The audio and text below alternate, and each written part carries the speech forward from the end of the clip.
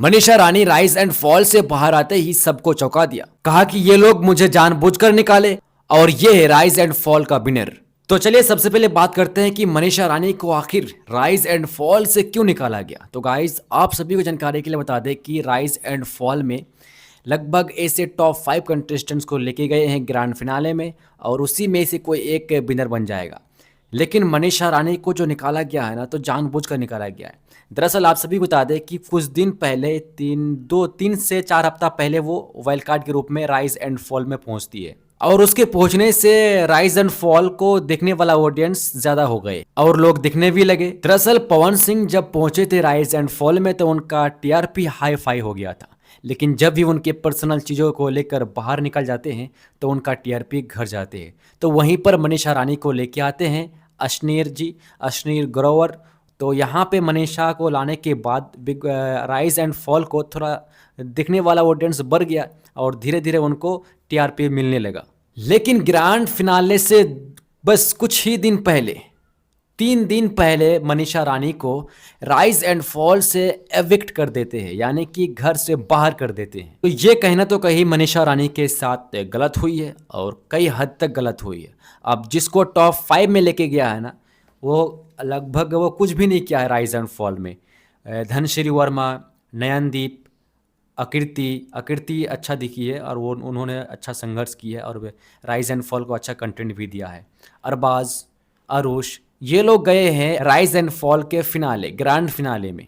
अब इन्हीं 5 कंटेस्टेंट्स में से कोई एक ट्रॉफी ले लेगा। लेकिन मनीषा ने बाहर आते ही मीडिया के सामने बड़ी बात कही है। पहले वो बोला, सुन लो मीडिया के सामने उन्होंने क्या कही। मीडिया ने सबसे पहले मनीषा रानी से सवाल किया कि मनीषा, सबसे पहले आप ये बताइए कि घर वालों के वोटों से आप बाहर हो गई है, कैसा लग रहा है? ये नहीं कि आपको बाहर वालों के वोटों के आधार पर निकाला गया है, आपको घर वालों के वोटों के आधार पर बाहर किया गया है और फिर घर वाले आपको एक भी वोट नहीं दिए हैं।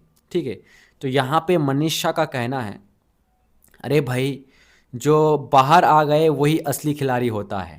अंदर तो सब बैठे हैं, कैमरे चालू है, एक्टिंग चालू मूड में है। मैं बाहर आ गई हूँ तो कम से कम सच्ची मुस्कान तो आ गई मेरे चेहरे पर।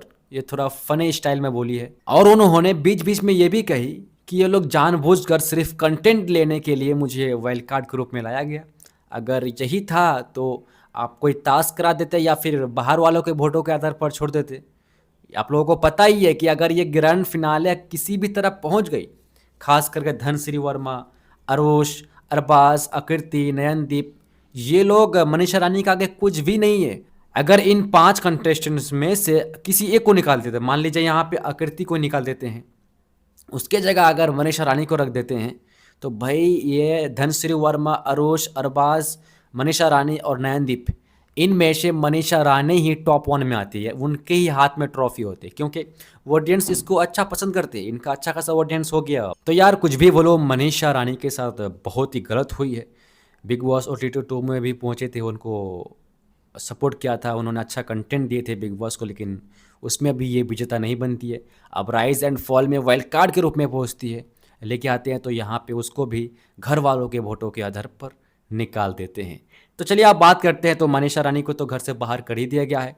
अब इन 5 कंटेस्टेंट्स में से कौन बनेगा rise and fall first season का विनर? तो गाइज इसके बाद ये वो वाला वीडियो आ जाएगा और विनर बन चुका है, कौन बना है नेक्स्ट वीडियो में मैं आप सबको बता दूंगा।